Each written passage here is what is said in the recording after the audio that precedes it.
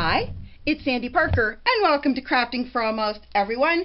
Today I'm going to be having fun with my cousin Shelli and our friend Linda. We're going to be taking old, unlikable boxes that you store cards in, and we're going to make them cute again. Hope you'll stay tuned. Okay, so this is Shelli on your left and Linda on your right, and what we're going to do is we have these kind of unattractive boxes that I got at a garage sale that are card boxes.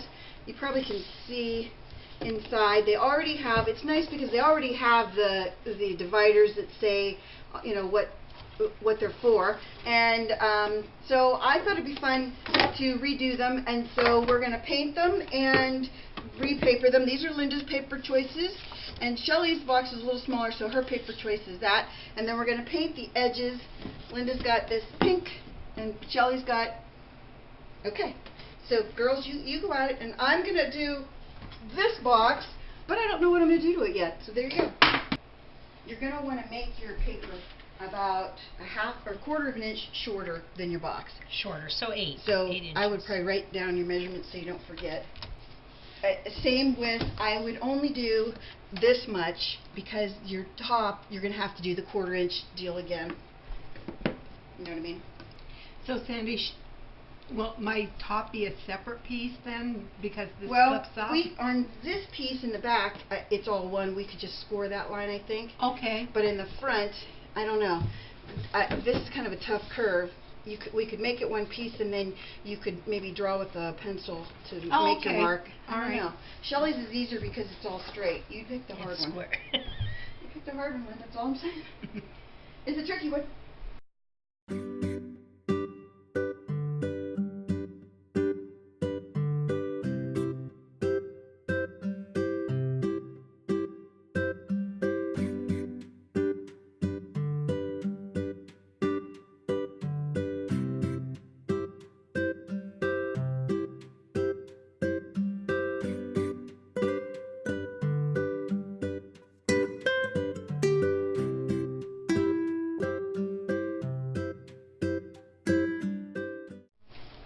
Well, we had some rough edges on my box, and Sandy came up with this brilliant idea to get some nail files and emery boards to see if we could fix this up, and it turned out beautiful.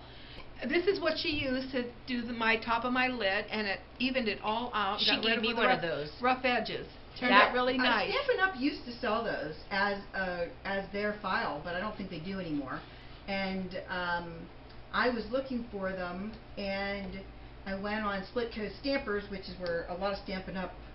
Salespeople go, and I said I was looking for these, and one of the ladies sent me hers that she didn't want anymore. And I was like, okay, I've used them for rough paper, but I've used them on rough fingernails because it really works well. Well, I just painted your scissors. Well, that's not the first time they've been painted.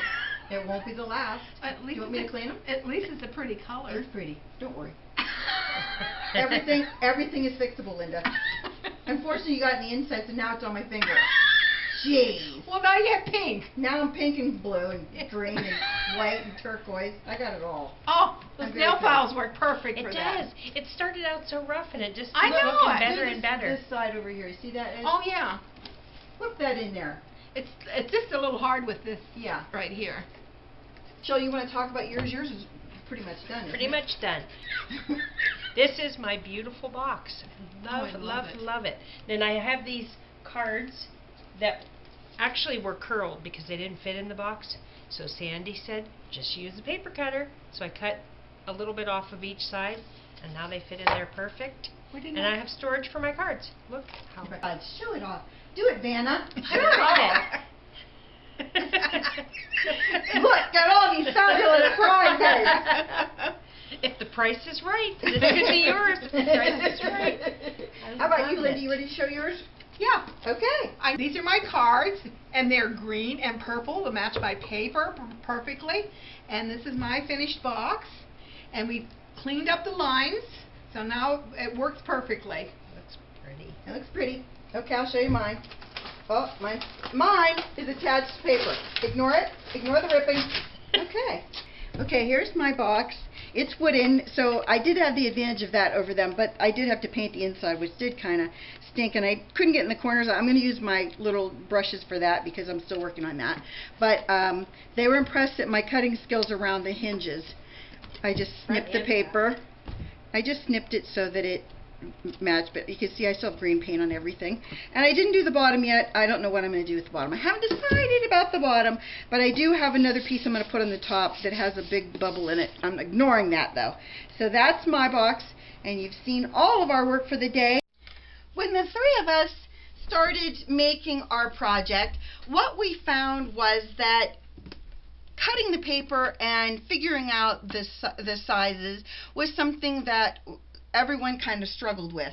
I put my paper on sideways the first time. Shelli and Linda both had issues with cutting theirs to trim, to go along the sides.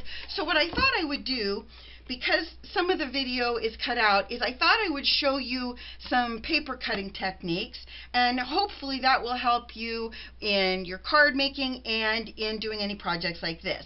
So what we're going to do is I'm going to show you how to do the bottom, and I'm also going to show you how to do something to the inside of the box, and as well as we're going to play with making a pattern so that the outside of the box has a little bit of interest to it. So the first thing you want to do when you're doing something like this, and this is really important, is take notes. I don't know about the rest of you. As soon as I have a measurement in my head, I completely forget what it was, and I think to myself, was that right? Was it wrong? Was it this way? Was it that way? Was it up and down? Was it side to side? So we're going to talk through how you're going to do this so that your box or your project, your paper cutting is always accurate. So the first thing you're going to do, I'm going to use a really ugly old-fashioned ruler, but it's the only one I thought you guys would really be able to see well. And we're going to measure the inside of our box. And I don't know if you can see this. I'm going to put it like that so you can see it on top of the box. You're going to hold it inside the box on one side, and on the other side we're going to measure it to right there. Mine measures to, and I'm going to write on my ruler, right there, which is 7 7/8. Now, when you do anything with a project like this, what you want to do is you want to take 1/4 of an inch off so that you have a little bit of room in the inside. So the easiest way to do that is with your ruler. Mine is in 1/16. See, this is, you count from the 7. There's the big 7 line. There's 1, 2, 3, 4, 5, 6, 7, 8, 9, 10, 11, 12, 13, 14, 15, 16 lines. Okay? That's 1 inch. In order to take off 1/4 of an inch, the easiest way to do it is to take off 4 lines. So since I started right there, I'm just going to move my thumb 1, 2, 3, 4. So now I'm at 7 5/8. So my measurement to go across my box is 7 5/8. I hope you figured out how I did that. I had my mark right there, which is 2 marks before the 8-inch mark, and then I just move my finger 1, 2, 3, 4 lines, which is 1/4 of an inch, and that makes it, you can do this a bunch of ways, but that's the half mark, 7 1/2, and then 2 more is 5/8. Or, I mean, you can do it a bunch of ways, but that's the easiest way to do it. So when you're cutting on your paper, most paper trimmers are only cutting at the 1/8. They don't cut in 16. So that's why I did the 7 5/8. Now we're going to do it from front to back. From front to back, and you might not be able to see this measurement, and it's roughly at the 7 1/2 mark. So I made the measurement, and again we're going to move my thumb 7 1/2. 1, 2, 3, 4 lines makes it 7 1/4. So it's 7 1/4 front to back. And the reason that's important is when you're cutting your paper, if your paper has a direction, and mine did, let's say it's this way. If I cut it the wrong way, I end up with my paper in the wrong direction. I'm not going to be happy.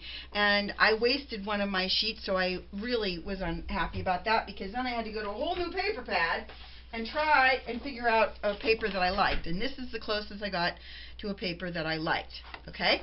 So, as I said, I thought it'd be fun for us to do some techniques. So we're going to just cut this one to go inside our box.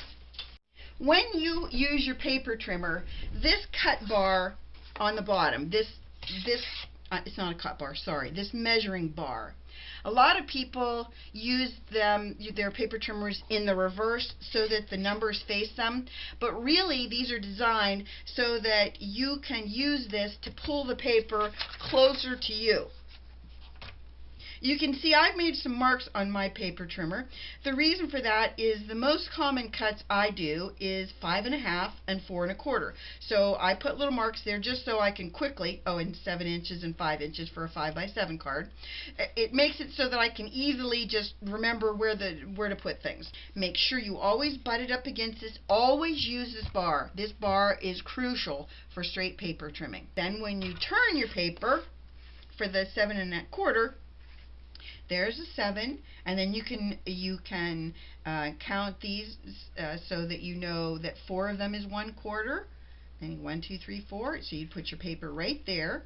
You're going to hold it in place, and then you're going to do the trim. Okay? I hope that helped you with that. But we're going to do some other techniques with the paper trimmer. So don't worry, we got other things to do. So the next thing I want to do with this is I'm going to round my corners. I've used this in all the last few videos because I've really come to love it because it's got a large, medium, and small corner round. Okay, so we've got our paper, and now we're going to put that inside, and look how perfectly it fits. Now, of course, I'm not going to glue it down because that's not what I wanted to do in this video. I just wanted to show you how cute that would be once it was done. So hopefully you can see how nice that fits inside. We're going to do the measuring again because now we're going to do the outside of the box, and it's a different size than the inside of the box. So I'm using my T-ruler because I think it'll be easier. And this is again front to back, and you might not be able to see that. 8 1/8 front to back, and this measurement is 8 5/16. Okay, so let's say we're going to do the same thing where we're going to take 1/4 inch off. So to do this, we're going to move our thumb or finger from 5/16. We're going to move it 1, 2, 3, 4. So now we're at 8 1/16. 1/16, and then going in this direction we were at 8 1/8, so we're going to move it 1, 2, 3, 4. So that takes us to 7 13/16. Okay, now we're going to make, I thought we'd make some strips, but I'm going to show you the easiest way to make strips.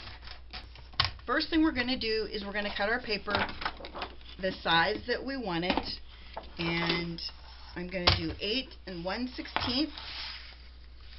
Okay, hopefully, again, you can see this. There's the 8. 1/16 is the first notch past the 8, so it's right there. I've got my paper butted up against the bar. Follow that, holding it. Putting my paper, you can do another thing too. If your paper is really thick, sometimes it's difficult to push the blade away from you to get a straight edge. So sometimes what it's easier to do, I'm going to hold it again, 8 1/16. Sometimes it's easier to put the blade at the back and pull it towards you for a straighter cut. So that's another little tip for you. Then we're going to turn it and do 7 13/16. So we'll take from the 8, 1, 2, 3 marks. We're going to put it right there, and we're going to hold it in place. And again, I'm going to put my bar at the back and pull it toward me because it's easier that way. If you're going to do strips, let's say that this is the pad we're going to need, or the piece we're going to use. When you do strips, all you have to do is figure out how wide your paper is, and you want to make it something that you can cut into even denominations. So in this one, let's say it's we make it 4 inches. Now I'm just doing this for the purposes of playing with you guys. in order to make this even, you're going to make them 1-inch strips. To make 1-inch strips, the easiest way to do it is you're going to move that to 3 inches because we started with 4. You're going to move it to 3 inches, hold it, pull it towards you. That's a 1-inch strip. Move it to 2 inches. Hold the paper. Now I'm going the other direction because my paper isn't very thick. There's 1 inch. Now, if you are at the 1-inch mark and you're struggling, the easiest way to do this would be to take a little bit of washi tape and to tape on this side, not on this side, on the left side.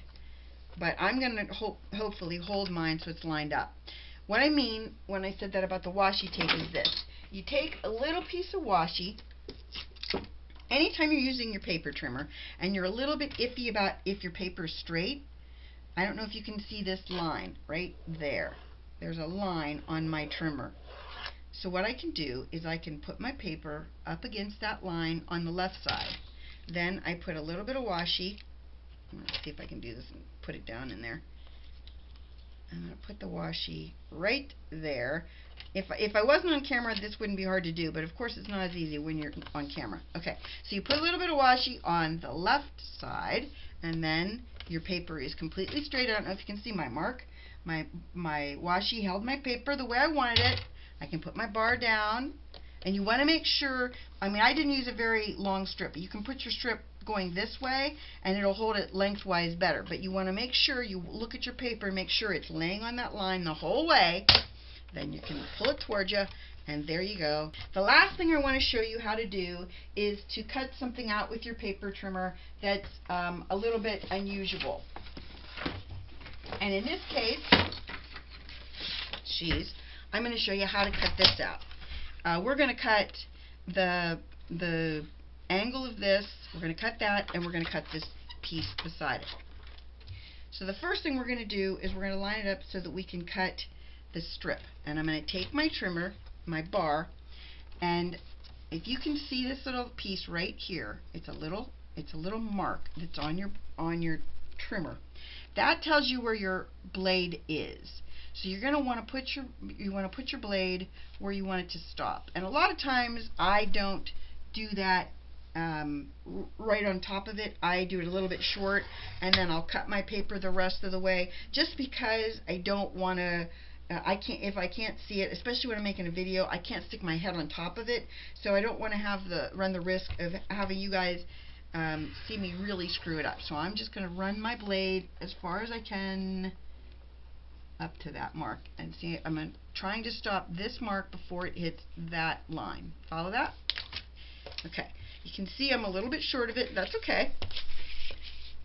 Then on this, now what we're going to do is we're lining up the side of this. I think it's called a pennant, maybe. I don't know. Flag. We're going to call it a flag. You're going to put that even with your cut bar, and then you're going to pull it down just till that bar, that little mark, meets the first cut. I think I'm there. And then you can pull that out in a minute, and then I'm going to move it down so that it's lined up with the bottom part, and we'll cut that out. Okay. Now, I don't know if you can see this, but I didn't cut these up close enough to the, when I did the first cuts, I didn't cut them close enough to the piece in the middle. So let me cut the rest of that. Now you can do that better job than I did, because you'll be able to stick your head over yours when I had the disadvantage of having the camera in my way. And then the same with this piece. I'm going to cut it straight because I don't want to go to this effort and then not cut it straight for you.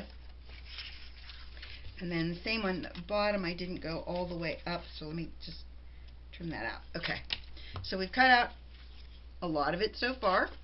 We're going to do this side now. And again, you're going to put your paper in so that you line up the side of that pennant with the cut line right there. You see the cut line?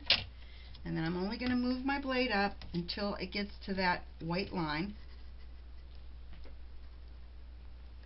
And then I'm going to lift it up And then I'm going to take it and put it so it lines up with it on that side. And I'm just going to cut to the bottom on that.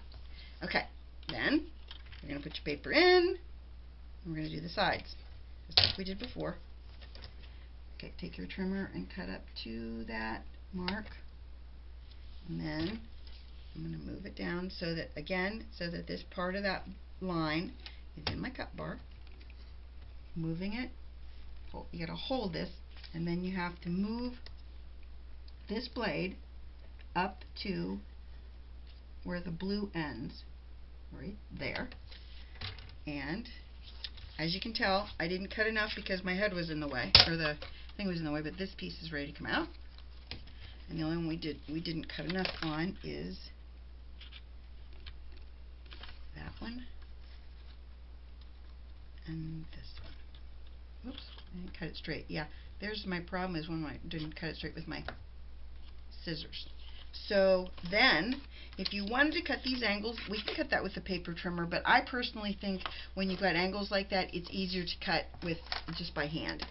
So hopefully this helped you to figure out how to cut paper to go in a box or on a card, and also how to basically cut out a pattern when you need to with your paper trimmer.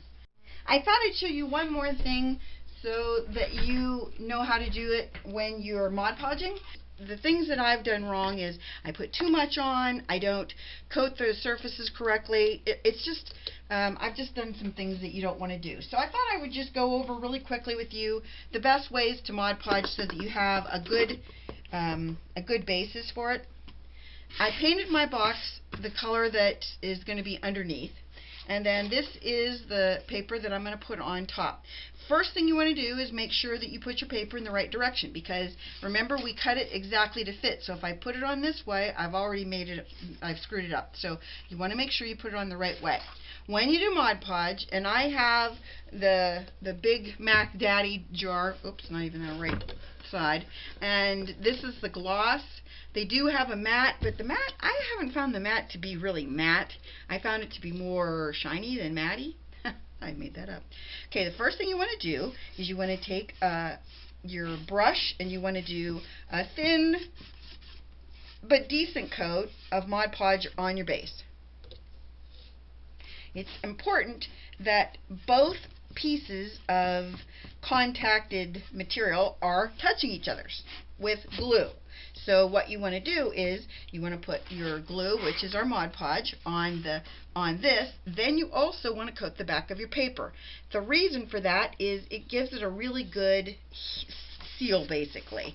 And I'm going to push that back a little bit and do it here. I'm also going to coat the front of it, but in this instance I just want to make sure that I got Mod Podge over the back of my paper. And again, not a ton, because that's a Sandy mistake. You'll regret that because it takes forever to dry, and sometimes you get bubbles, and I had a bubble on the top of this. So, you know, these are the things that you want to avoid, and I'm trying to help you do that. Okay, so I've got my paper coated, I've got my project coated, and then I'm going to make sure my paper's going in the right direction, which of course it wasn't. Don't tell anyone. And then you're going to want to make sure that you lay it down evenly as you can. Making sure. Now, one thing I learned the other day when I was playing with this box is this box isn't exactly as even as I thought, you know, like from front to back, side to side. It's not as even as you would think it would be. So I really had to work at that when I played with it before. I'm going to put a little bit more underneath it because I want it to be a little bit wetter so I can move my paper around a little bit. And I want to make sure my paper is lined up kind of. I want to like kind of side to side look at it and see if I like the look of this. Then I want to look at this edge and make sure I like the look of that. And then I want to play with it on this side. So basically what you're doing is you're just lining up all four corners, and you're really going to press it down. And this is a good, if you have a bone folder. I'm going to get my Fiskars bone folder out because I know where it is. You can use it for this, where you really push down your edges. that works good for that. You can see that from front to back this isn't as lined up as I'd want it to be, but it's the bottom of the box, so I'm not really going to worry about it. And I'm just pushing down on my box to make sure that I don't have any bubbles and that my edges are laying down flat. And then now we've Mod Podged under it, so now we're going to Mod Podge over this, because we're going to have a sealed piece so that when, let's say it gets wet, your paper won't get ruined because it's the bottom. Your paper won't be ruined. It's gonna make a seal between the paper and whatever it touches. So we're gonna put a little bit more Mod Podge over this. And if you're going to do something that's called decoupaging, and basically that's what we're doing, but if you really do want to make your box to be a really nice finished piece, the best thing to do is to layer enough coats of Mod Podge on this that you end up having a flat surface.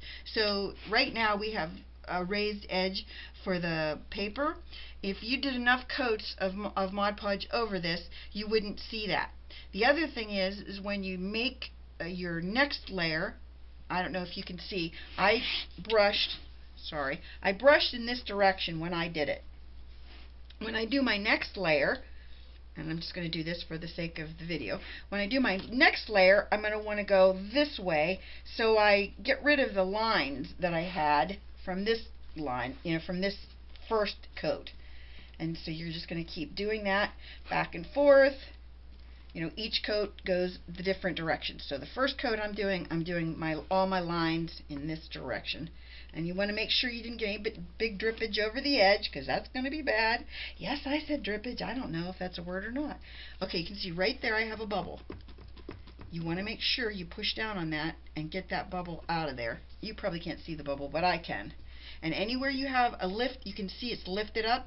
You want to push down on that and get that really adhered. That's why you put the two layers on the first on the box and on the paper, because that's how you get rid of bubbles. You make sure that the paper is really well adhered to the box.